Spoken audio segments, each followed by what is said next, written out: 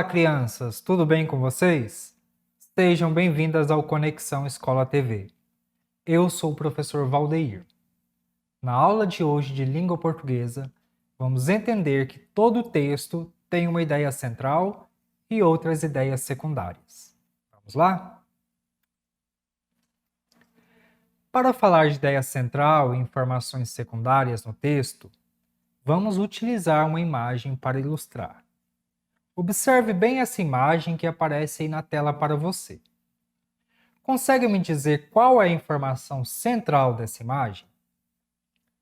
Na imagem, a informação central é aquela que o artista quis que fosse mais importante. Pois é, assim como você, eu percebi que a informação central dessa imagem é um garoto segurando uma lanterna. Na imagem está muito claro isso para nós. Mas aparece só ele na imagem? Não. Aparece também informações secundárias, aquelas que são menos importantes, mas que ajudam a sustentar a ideia central. Ou seja, sem essas informações secundárias, a ideia central não seria a mesma. Consegue ver aí na imagem informações secundárias? As árvores, a pedra em que o garoto se senta, o mato e até a própria escuridão ajuda a sustentar a ideia central desse garoto. Há nessa imagem também informações explícitas, aquelas que podemos entender assim que vemos a imagem, como o fato de ser noite, porque a vela está acesa e a imagem está escura.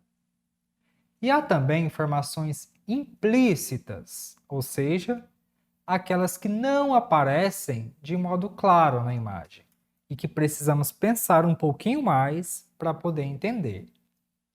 Por exemplo, na imagem não diz de onde o garoto é, mas observando os seus olhos puxados e o chapéu que ele usa, é possível perceber que ele é de algum país asiático. Essas características do olho puxado e esse tipo de chapéu são comuns em alguns países da Ásia. Notaram que numa simples imagem podemos ter uma ideia central e ideias secundárias que podem estar de modo claro ou não? Pois é. Mas como identificar essas informações em textos lidos? Assim como na imagem que você viu, nos textos lidos também temos uma ideia central. É aquela ideia mais importante que o autor pretende mostrar, e que por isso mesmo ela geralmente permanece durante todo o texto. E o autor sempre retoma ela para deixar claro que aquela é a ideia central do texto. Há ainda as informações secundárias, aquelas que não são tão importantes, mas que estão presentes ali no texto mesmo, e que ajudam a sustentar a ideia principal. Vamos ver um exemplo de ideia principal em um texto lido. Veja nesse texto. Ele tem uma informação principal e outras que são secundárias. Vamos fazer a leitura e identificar qual é essa ideia central. Cientistas descobrem, por acaso, uma nova espécie de peixe na Amazônia. Os rios e lagos da região abrigam mais de 3.000 espécies de peixes, como a raia, traíra, tucunaré, pirarucu, dourado, poraquê, lambari, surubim, entre outros. As águas do rio Amazonas revelam e escondem muitas surpresas. Uma delas foi uma nova espécie de peixe que, a partir de 2017, recebeu o nome de Tarumania walkeri. Imagine quantos peixes nadam nas águas dos rios da Amazônia todos os dias. Quanta riqueza viva e talvez desconhecida. Cabe a nós conhecê-la, estudá-la e preservá-la. Qual seria a ideia central desse texto? A. Descoberta por acaso? B. Os rios e lagos da região abrigam mais de 3.000 espécies de peixes? C. As águas do rio Amazonas revelam e escondem muitas surpresas? Ou D. nova espécie de peixe descoberta na Amazônia. Perceba que lá na primeira frase, cientistas descobrem por acaso uma nova espécie de peixe. O autor retoma essa mesma ideia lá no segundo parágrafo. As águas do rio Amazonas revelam e escondem muitas surpresas. Uma delas foi uma nova espécie de peixe. Ou seja, ele falou lá no primeiro parágrafo sobre a descoberta de uma nova espécie de peixe, ele retomou essa ideia lá no segundo parágrafo, porque ele quis enfatizar que essa é a ideia central do texto. Portanto, a nossa resposta correta aí seria resposta D, nova espécie de peixe descoberta na Amazônia. As outras informações estão no texto? Sim, mas são informações secundárias, menos importantes. Mas nem só de ideia central vive um texto. As informações secundárias, como eu acabei de falar, elas podem estar de forma explícita quando vem escrita no texto, que está bem clara, que apenas com a leitura eu consigo entender. Veja aí 2 exemplos. Maria usava um casaco. Essa informação é clara para mim. Li e entendi que Maria usava um casaco. Ou Lucas parou de fazer exercícios físicos. Li a informação e para mim já está escrito que Lucas parou de fazer exercícios físicos. Eu entendi. Essas são informações explícitas. Agora vamos ver exemplos de informações implícitas. As informações implícitas também são informações secundárias, mas geralmente elas precisam que pensemos um pouquinho mais para identificar, porque geralmente não estão escritas ou não estão de forma clara no texto, e para isso precisamos de mais leitura para identificá-las. Veja o exemplo. Maria usava casaco. Qual a informação implícita que eu posso tirar dessa frase? Se eu perguntar como estava o tempo nesse dia, o que você responderia? De que, se ela usava casaco, estava frio. Essa informação não veio escrita, mas a partir do que eu li, eu consigo entender que o tempo naquele dia estava frio. Outro exemplo aí. Lucas parou de fazer exercícios físicos. Se ele parou de fazer exercícios físicos, a informação implícita que eu tenho nessa frase é de que ele fazia exercícios físicos antes.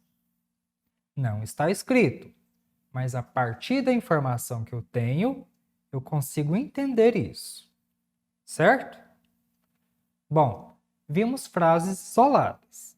Mas como eu identifico essas informações secundárias nos textos? Aqui tem um exercício de identificação de informação explícita, aquela que está escrita no texto. Vamos fazer a leitura e identificar. Localize a frase do texto que prova que o cacique não trabalha sozinho na aldeia. Aí tem um texto nosso jeito de governar. O cacique é uma pessoa muito importante na nossa aldeia. Ele organiza e representa a nossa comunidade lá fora. Todos nós devemos respeitar o cacique e ele também deverá respeitar a sua comunidade. O cacique não trabalha sozinho. Sempre tem apoio da comunidade para fazer o seu trabalho. A pergunta é: localize a frase do texto que prova que o cacique não trabalha sozinho na aldeia. O cacique não trabalha sozinho, sempre tem apoio da comunidade para fazer o seu trabalho. É uma informação explícita, está claro e está escrito no texto. Certo? Vamos ver agora um exemplo de informação implícita no texto lido, aquela que não está escrita e que é preciso mais que a leitura para descobrir, mas que é possível também entender. Qual a informação implícita desse texto aí? Temos uma tirinha. Você não me ama mais, Patty? Como vai a sua coleção de quadrinhos? Comprei mais 4 ontem. Amo você loucamente. Qual a informação implícita que tem aqui, nesses quadrinhos? De que a Patty, na verdade, não ama ele. A Patty está interessada nos quadrinhos dele. Essa informação não está escrita aí, mas a partir do que eu leio, dá para entender. Você não me ama mais, Patty? Como vai sua coleção de quadrinhos? Comprei mais 4 ontem. Amo você loucamente. Ela esperou que ele respondesse sobre a coleção de quadrinhos dele para depois falar que o amava. Certo?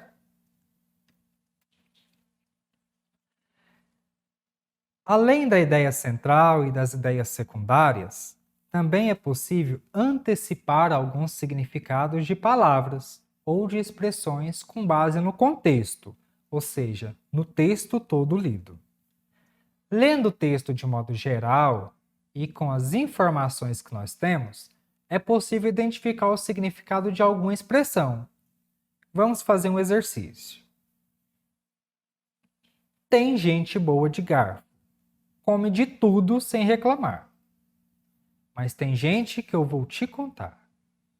Mesmo diante do seu prato favorito, torce o nariz e pergunta: por que tenho que comer? Pois saiba que sem se alimentar ninguém cresce.